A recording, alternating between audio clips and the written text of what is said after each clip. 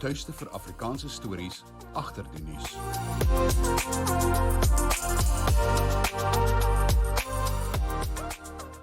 There it goes. Okay. Good day, welcome to Nuuspot, and in our virtual studio, I have Wayne Duvenage of OUTA, and the reason we are talking to him is that OUTA decided to lay charges against Deputy President David Mabuza. They referred it to the National Prosecuting Authority, and it is in connection with a land scam in Mpumalanga that's actually started years ago. I think it was 2002, thereabout. But I'm going to ask the detail from Wayne Duvenage just now. Wayne, welcome to Nuuspot. Lovely to be with you. Thanks, Isaac. This case is coming on for quite a time now. Just in a nutshell, to get everyone on the same track, a short summary about it. Yes, so for a number of years now, we've seen media articles around David Mabuza's involvement in land claim scams in Mpumalanga while he was in office there as an MEC, right up to when he was the Premier. But nothing really has come of it. There have been 6 cases that have been filed with the police, and every one of those, the dockets have gone missing.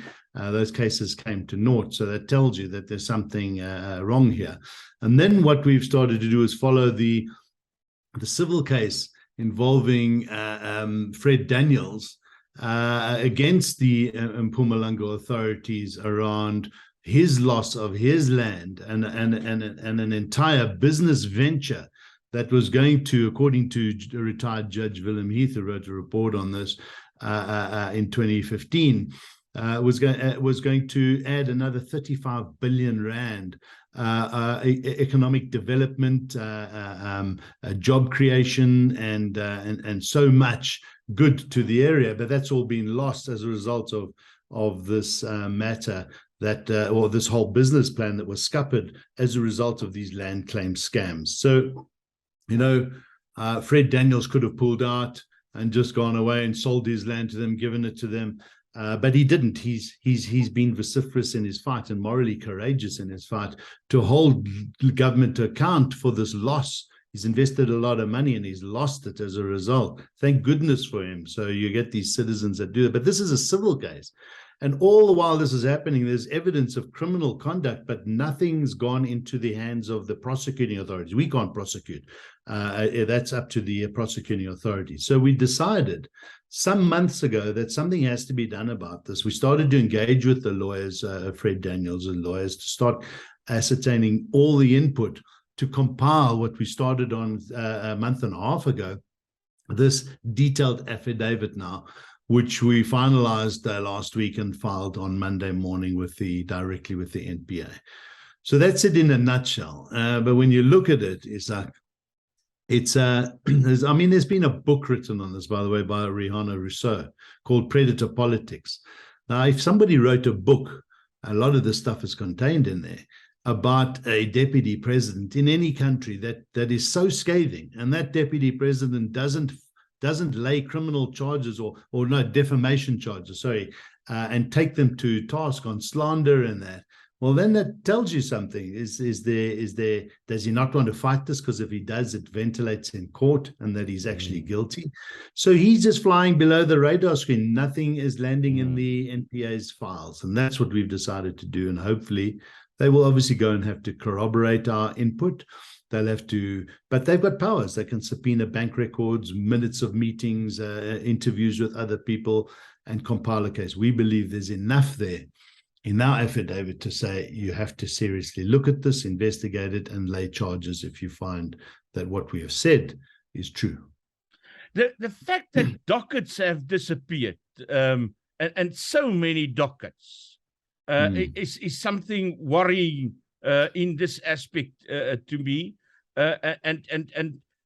This Fred Daniels must have gone through some horrible war with these people, because I know that here in Mpumalanga, where I stay, people that normally have something to do with the said politicians, some of them get death threats, and some of they are actually people that died that had some connection with some of the cases.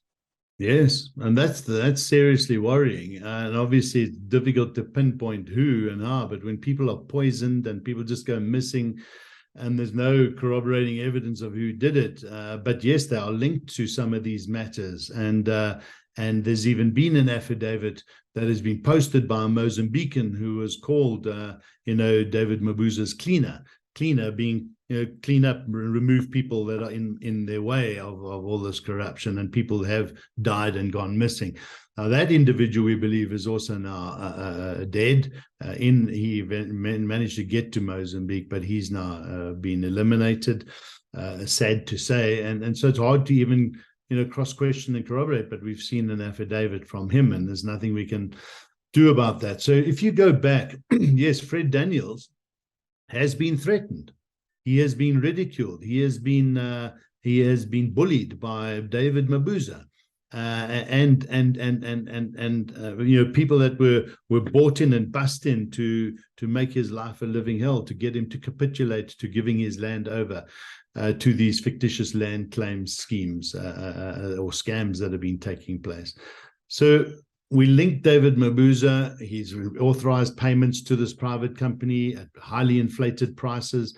I mean, if you're an MEC and you're watching what's happening on land claims, the first thing you want to do is say, are there legitimate land claims?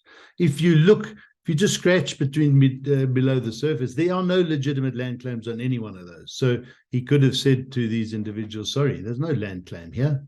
Possible, but he didn't.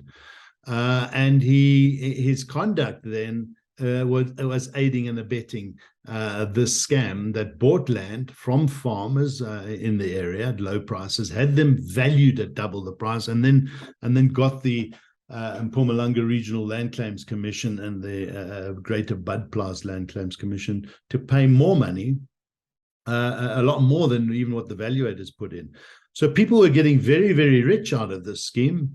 And we believe the deputy president, as he now is, but at that stage, the MEC and as the premier, needs to answer some serious questions. Even his wife was involved in some of these matters through a property company. Through Pam Golding, yes. Yeah. I want to talk about that now. I just want to get to some of the charges that is applicable here. We're talking about corruption. We're talking about extortion, and a whole lot intimidation, a whole lot of other serious charges, which says and which tells something about the way things are done here. So this isn't just some kind of a corruption case where someone did something wrong and took a couple of rand. Yes, serious crime involved. Yes. And coming back to David Mabuza, there are talks about how these crimes are linked to him. Do you want to give a little bit more information about that, please?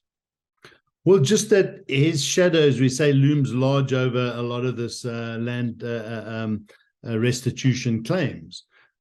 His department authorized when Visagie needed more money for one of his businesses that owned some of these, it's called V8 Cattle Ranch Pty Limited,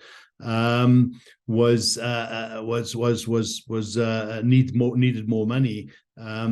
Mabuza committed fraud by making misrepresentations to the Mpumalanga Regional Land Claims Commission that his ranch, or Visagie's ranch, was underpaid by an amount of 3.1 million rand, whereas the company was vastly overpaid for this land by the department. So the real reason we see was to actually help Visagie stable for liquidation of that company because it owed money. So that's just one direct link that we have him involved. But then when you start to look at all the extortion tactics that were applied by Mabuza and his henchmen and people linked to him to force Fred Daniels to give up his land and so forth. You start to connect the dots. I mean, even the EFF laid charges against Mabuza in November of 2015 for that payment to Vasagie. And that was reported on in the media as well. It's quite funny to see the EFF now defending Mabuza, saying, no, there's nothing wrong with him. He's okay. But they've laid charges against him. I was just thinking about that. Julius Malema saying, no, he's going to be the next president. Yeah, but this is crazy. You say that, but you've laid charges against the individuals. So that's typical EFF. They flip-flop. That's populist politics. They go where the wind blows them, and they don't realize they've left a trail of conflicting stories along the way. Hopefully the public start to see through that and don't take them seriously at the next elections. Wayne, were you able to get some of the previous dockets information back? Or did you have to build a case from scratch in this? So we haven't, but we know that the Fred Daniels, where a couple of those cases were laid by him, they've got all the dockets. So they've gone back to the investigating officers and says, okay, you've lost everything, in inverted commas, you've allowed it to be stolen. Here it is. We're giving it all to you again. There's copies. We've made identical copies of these matters. So. But again, you see the political interference when nothing happens. The police don't want to act. In fact, the police in the Badplaas area were instructed, the local police, not to get involved while some of this intimidation was taking place at Fred Daniels' farm. So we believe that the NPA will be able to get access to those dockets, rebuild those dockets, and put them together and compile one big case with all the evidence that we've put forward. And the links to various evidence in our affidavit, so that they can go ahead and make a decision on prosecution. The involvement of Pam Golding, is it accidentally? Are they connected with this? How do you see? Well, yes, we believe not Pam Golding so much. She was an agent for Pam Golding, this Nonhlanhla patient's Nisi, the wife of Mabuza. So she had a Pam Golding agency and is implicated in this matter where, fake trust letters or community trust letters of credit were utilized in gaining some of these properties, but it's detailed in our affidavit how she was involved and why she was involved, and I think Pam Golding probably needs to be compelled by the NPA to give all the documents pertaining to some of those transactions, so that they can again put more pieces of the puzzle together. Where to from here? Well, from here, now we've done this in a Section 27 referral to require certain rules to be followed directly to the investigative directorate. If they believe, reading this and all the evidence and the links to the evidence that we've provided, there's something here, then they will open a case. They'll do it through the Hawks, but their investigators will now be involved with the Hawks, and people will be tasked to go and corroborate this evidence, to go and subpoena people for interviews, subpoena bank records. Hopefully, we believe they should be able to build a very strong case and lay charges against all 13 people involved, including the deputy president, hopefully. And if these charges stick, well, this is 15 years plus, depending on how they lie and whether they run them concurrently or not. But this is a lot of jail time that is due. We didn't want to see. It's like the Zondo Commission. A lot of stuff is evidenced in that commission, and the police and the Hawks and the NPA sitting back waiting for the end of a 4-year commission. They should be running concurrently with cases as they get that evidence. So what we don't want is for the courts to wait for this civil case of Fred Daniels to be finalized and then go and look at it. We believe that if there's enough evidence as these civil cases go along, it's important that the NPA starts acting. Now, They are so busy. They are so inundated. They are so snowed under. So this is where civil society comes in and builds strong cases, provides the good evidence, so that it eases their work to go and just do the corroboration and some of the subpoenaing and vetting of the information. This is the type of stuff we did on the Transnet matter with David, not David Mabuza, Brian Molefe, Anosh Singh and others in Transnet. We assisted the NPA, gave them a lot of the evidence, and we're able to lay charges against those individuals. The same thing with Mosebenzi Zwane, a minister, as you know, of Mineral Energy Affairs some time ago, involved in state capture. So this is the role of our mandate, is to hold people who abuse their positions of power, hold them to account. And the way we can do this is to help the NPA by building strong cases and handing over the dockets. That way, they don't have to wait for a policeman to go and start investigating. I mean, if we delivered this affidavit with all the links in that to the police station in Badplaas, it just goes missing. It's just way above their level of investigation. That's why it's got to be handled by professionals at a national level. Wayne Duvenage of OUTA, thank you very much for having made time for us. All the best for you. Good luck. Cheers. Thank you. Keep well. Bye. Nuuspot, die tuiste vir Afrikaanse stories agter die nuus.